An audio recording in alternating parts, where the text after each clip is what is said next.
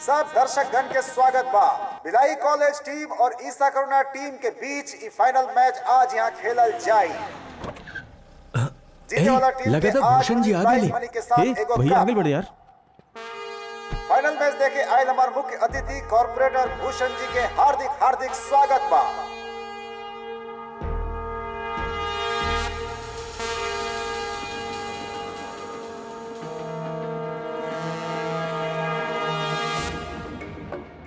MS यापन लीगा कौन हवे? ए सत्या यहाँ आवा। भैया ई कैप्टन हा। नमस्ते भैया। ए अगर तू हार गए ना तब भैया भी हार ऐसा गए। काहे कहत बनी? 6 गो टीम के हरा के एजा तक पहुंचल बानी। ए टीम के नहीं हरा सकत का? कब जीत के इनका नाम रोशन करब जा। काहे भाई भूषण जी के ऐसे ही जवान दे देला। वो लोग भी 6 टीम के हरेले बड़े, ऊपर से कॉलेज के लिए आवन फुर्तीला बड़े। हमनी के पास पूर्णा बा यार।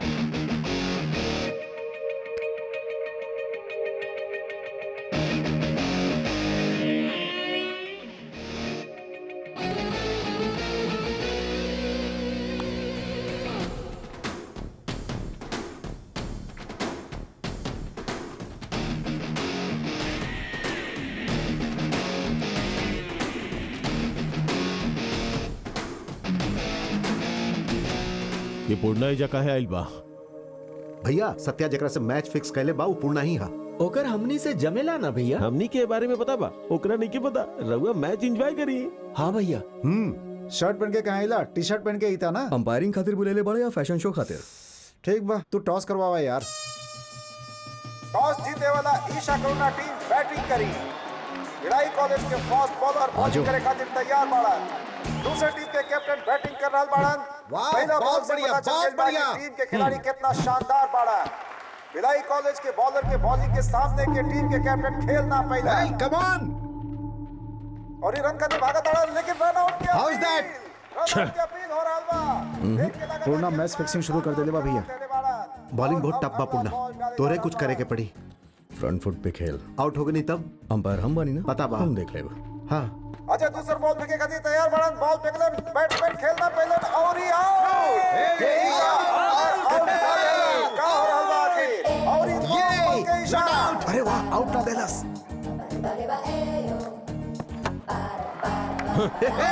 से बॉल सीमा रेखा से बाहर 4 रन। और एक तरह से पीछे से स्टंपिंग और आउट। सब खिलाड़ी खुश। आउट फ्रंट के फुट पर इशारा। खेलना पे लेग अंपायर आउट देबेला। वो अंपायर के हाथ में सिर्फ लेग बा, हमरा हाथ में पूरा बॉडी बा। क्रीज के अंदर रह के बैक फुट खेल। और एक तरह से शानदार प्रदर्शन और स्कोर आगे बढ़ रहा बा। और ये आउट की अपील देखो तरीका भाई। Not out. ये अंपायर से मिलके बेईमानी करता है। वॉक ओवर दे देंगे। अरे यार हिम्मत मत हारा, सब लोग आजा। अभी सत्या शानदार खेल के प्रदर्शन कर रहा बाड़न। लगातार रन आगे बढ़ रहा बा और एक तरह से स्कोर हो गए 103। भैया मैच खत्म होखला पे पता चली वो अपन लड़का सबके सपोर्ट कैलस। शर्म से मर जाई भैया। पूर्णा सोचले नहीं 50 भी ना बना पाई, 150 बना देनी। उनका के 10 ओवर में ऑल आउट कर दा, पार्टी कल जाए। और दूसरे टीम की बैटिंग शुरू हो गई बा और बढ़िया शॉट और रन खातिर दौड़ पड़ना है। वाह बहुत बढ़िया खेल। कैप्टन, ये गेम तू अच्छे से खेला, ये मैच तू ही जितवा। जा खेला। बैट्समैन खेलने खातिर तैयार हो रही बल्ले बहुत शानदार 6 रन। भिलाई कॉलेज की टीम लगातार अच्छा प्रदर्शन कर रहा बाड़न। छक्का छक्का मार रहा बाड़न। मैदान पर लगातार बढ़िया खेल, बढ़िया रन। पूर्णा आउट देवे के बजाय चुपचाप काहे खड़ा बड़ा? हमने दोनों चीटिंग करा था नहीं, बात बाहर पब्लिक में पता चल गेल बा। ई खातिर 5 ओवर तक चलेदा। 5 ओवर ही ना? ओके ठीक बा। ओके बॉयज।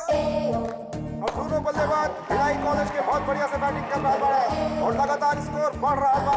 सबके माथे पर चिंता। दोनों बल्लेबाज बहुत बढ़िया खेल रहा बाड़न और शानदार खेल के प्रदर्शन दर्शक बहुत मजा ले रहा बाड़न। पब्लिक के माहौल गरम बा यार, हम का कर सकेली? लास्ट 5 ओवर में देखल जाए। एक और शानदार 6 रन। एक बार फिर से बॉल फेंकला और यो 6 रन। बहुत शानदार, जबरदस्त। और एक तरह से भिलाई कॉलेज हमने से पैसा लेके होने के जीते लो। तू कितना पैसा देले बा? अब देख हम भूषण के बता के तोरा के हवे तुझे एम्पायर के चीटिंग करे खातिर बोला तारे हूं। मैनेजमेंट भैया वो बहुत चालू बा भैया, अचानक से पार्टी बदल ले लसू। भैया कहाँ है भैया? पहले आप उनके सपोर्ट के नहीं, फिर अचानक हम नहीं और आगे नहीं। ई तरह के टूर्नामेंट पे अंपायर के रिश्वत देके फाइनल तक पहुंचे वाला बहुत लोग बड़े। ऐसे प्लेयर के बीच में तहरा जैसे सिंसियर प्लेयर के बली ना चढ़े देवा, यह वजह बा कि उनके तरफ होके तहरा जिता दे। फरिंदर, परसों के मैच में सर्विस नहीं किया हल्का। सर पता ना, लेकिन एगो अच्छा प्लेयर बा। ठीक बा, तू ओके देख ले। सर। सुनी सर, काबिल ऊ ई बार रेलवे टीम सिलेक्शन खातिर हमके आपसे ट्रेनिंग लेवे के रहे सर। ओ ऑलरेडी बहुत सारा प्लेयर हो गए बड़े। सर हम अच्छा खेले ली। रहुआ चाहिए तो केहू से पूछ सकता नहीं, एक खाली छक्का चौवा ही मारेला। नेक्स्ट टाइम निकल जाई, अभी तो तेरे पास बहुत टाइम बा। सर लास्ट टाइम भी यह कले रानी, कुछ भी करके चांस दे दी ना sir please. I am helpless. Next year. Sir एक बार सर मतलब परसों नेवी की टीम में मैच खेले के सोचा था लगा। हाँ हाँ भाई, कैप्टन आपन आदमी है, एक बार बोलब तो हर काम हो जाई। थैंक यू अमर भाई, थैंक यू। खेले के बाद 2000 तैयार रखिया, काल मिलल जाए, बिना रिश्वत के कुछ ना हो खेला। 2000 मांगा था, इस शकल से भिखारी लगा था हमरा। यहाँ भी रिश्वत देवे के होई।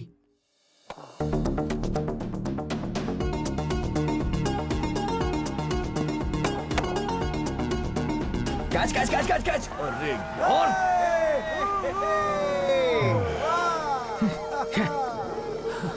160 रन बनावे के बा, हमनी बना पाइप का। पार्टनरशिप हुई तो मार सकेली यार। जॉन होके देखा कैसन जाए। बॉलिंग कर रहल बा तू? नेवी वालन के देखते तो हालत खराब हो गई। अपन बैटिंग भी बा सर। अब रेलवे टीम का बा वो देखा बनी सर। 5 ओवर में 50 विकेट के चाहिए। 70 हुई तो ज्यादा अच्छा बा सर। मतलब नया बॉल बा, ज्यादा रन हुई तो अच्छा हुई ना सर। हे चुप करा। पूरा टीम के 10 ओवर में ऑल आउट खेल जाए। Okay okay. Let's do it.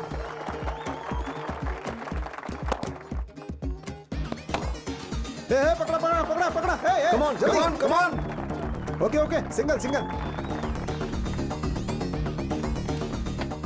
अरे यार,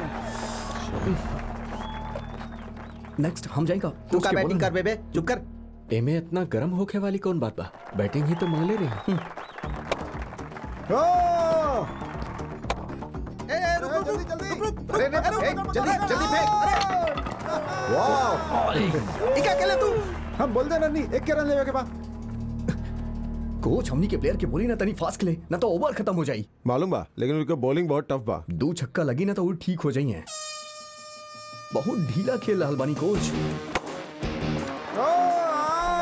शिवाजा, हमके जाए दी। वो लोग के बॉलिंग पर ही ना खेल पाई सर। ठीक बा, पैड बांध लो। Thank you coach, thank you. Come on boys, go. Match हम नहीं हारा, हमारा सेंचुरी बने वाला बा। 1 रन चाहिए, स्ट्राइक हमारा के टीम हार रहल बार और आपके सेंचुरी के पड़ल बा। 6 ओवर में 106 रन बनावे के बा। इतना बड़ बात नहीं है, दोनों मिलके बना सके। दिमाग खराब हो गया बा, ज्यादा मत सोचा, चुपचाप सिंगल ले ला, ना तो अगला मैच ना खेल पाई बा। ना ना ना जल्दी जल्दी ना, पकड़, पकड़, अभी ना पकड़। अभी ना।